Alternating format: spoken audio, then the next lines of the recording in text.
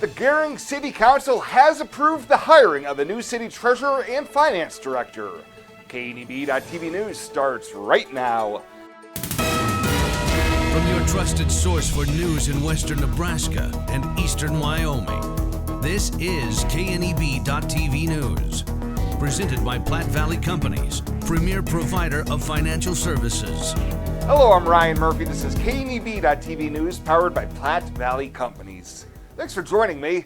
In our top story, Lindsay Matthews, a Gering native with nearly 13 years of accounting experience with E&H certified public accountants and management consultants, will be taking over as the post as Gering's new treasurer and finance director beginning October 2nd. Matthews says she has no concerns about taking the job and leaving an associate wealth advisor position with a private wealth capital group.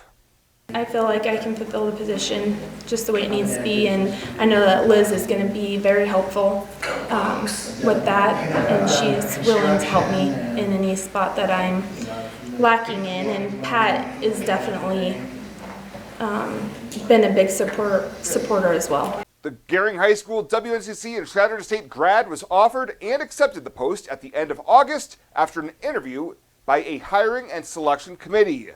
Matthews takes over for Liz Laudsenheiser, who has been helping Gering with finance-related duties on an interim basis since June of 2021. Well, the woman who is the target of a 2022 Wing Drug Task Force investigation, who was arrested last month, has pleaded no contest to amended charges.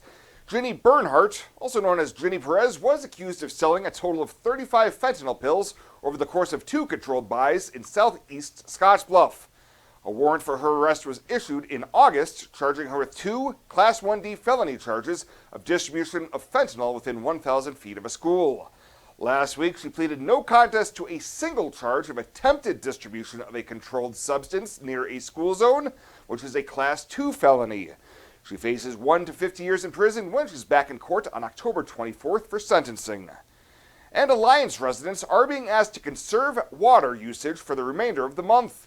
According to a news release, the city has started routine maintenance on Elkhorn Tower, which has a capacity of 750,000 gallons and represents a substantial portion of the community's water storage.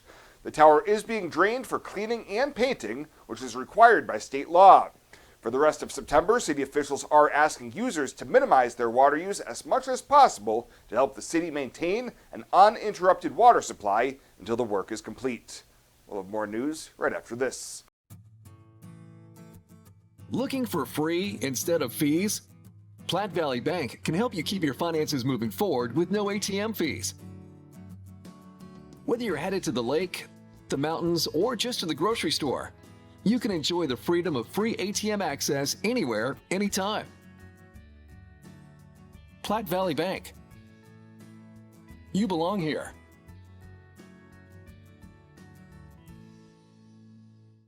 Do you know what backflow is and why it's dangerous?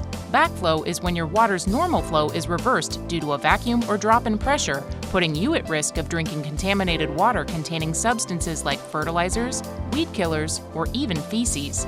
To help protect your drinking water, the city requests the periodic checking of testable backflow devices. Backflow prevention devices close when water reverses direction and stops suspect water from gaining entry to your house, making sure your next drink is clean and refreshing.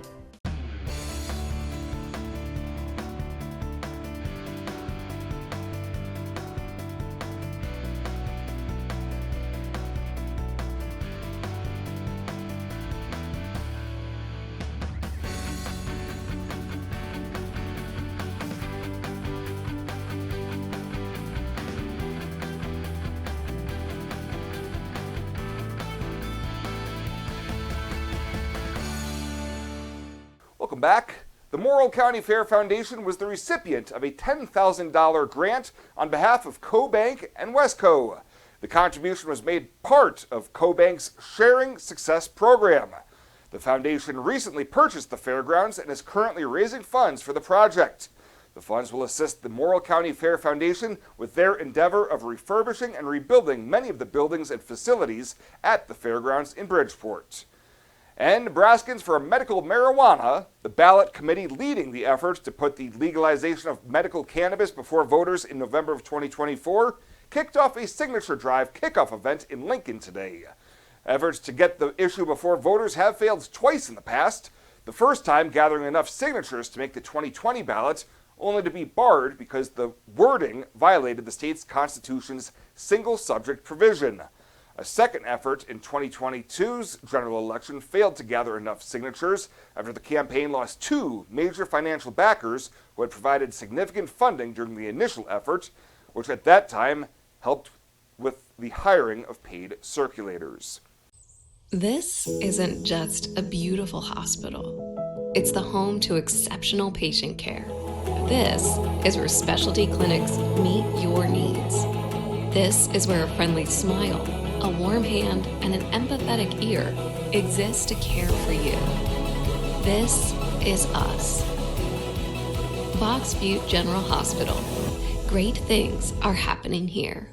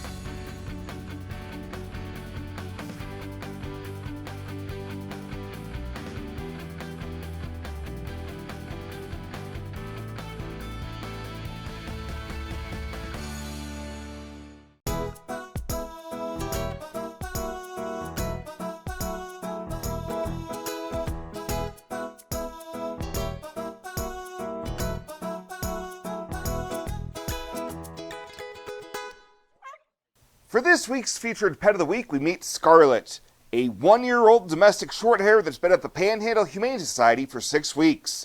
Staff say she is beauty, she is grace, she is Ms. Scarlet.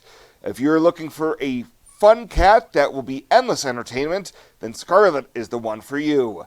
Her adoption cost is just $50, and that includes her spay, microchipping, and vaccinations. Plus, whoever adopts her will also receive a $25 Murdoch's gift card to start spoiling her right away.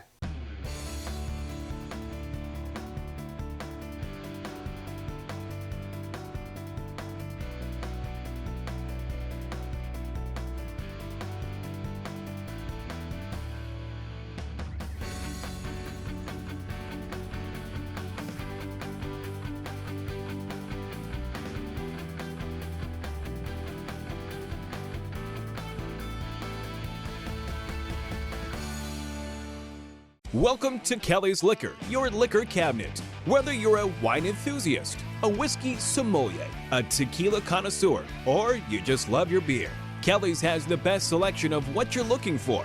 Family owned and operated since 1946 and right on 27th Street in Scottsbluff. Come see us today at Kelly's Liquor, your liquor cabinet. And remember to be a good neighbor. Don't drink and drive. Kelly's Liquor, West 27th Street in Scottsbluff.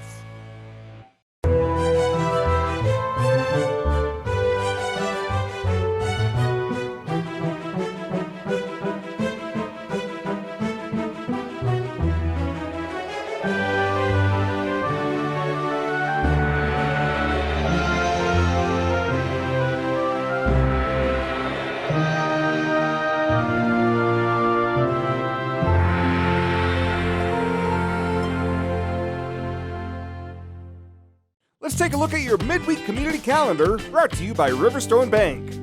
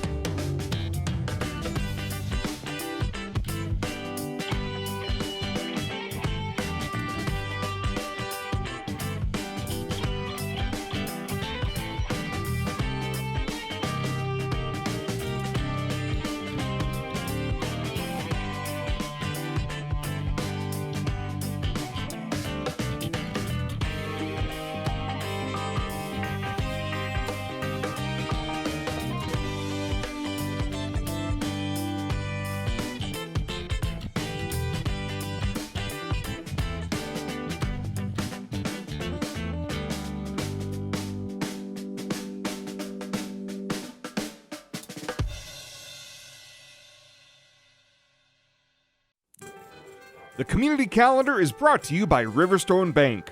We're local and we love our community. Panhandle Trails Intercity Public Transit, based in Alliance, Nebraska, is the only intercity bus serving Nebraska Panhandle communities and Pine Ridge, South Dakota. Panhandle Trails operates a regularly scheduled bus service, assisting you in making connections with Greyhound bus partners, regional airports, healthcare, employment and education opportunities, shopping, family, friends, and more. Panhandle Trails serves the general public of all ages and offers accessible transportation for those with special mobility needs. Let Panhandle Trails help you make your connection. Call 308-761-8747. Tired of feeling stuck? Not sure if you are on the right track? Platte Valley Bank can help keep your finances moving forward with checking account options to fit your lifestyle and an online account chooser to make finding the right account easy. Control your financial future with helpful budgeting tools and automatic savings plans. Now is the time to enjoy the ride with Platte Valley Bank. You belong here. And finally tonight, agriculture production of the past will once again be highlighted as the Legacy of the Plains Museum holds its 27th annual Harvest Festival this weekend. Museum Director Dave Wolf says in addition to the potatoes available as they have been every year, this year will include a focus on forage crops. We have a lot of great things going on. It's going to be a lot more of the horse-drawn equipment that we're going to be able to demonstrate.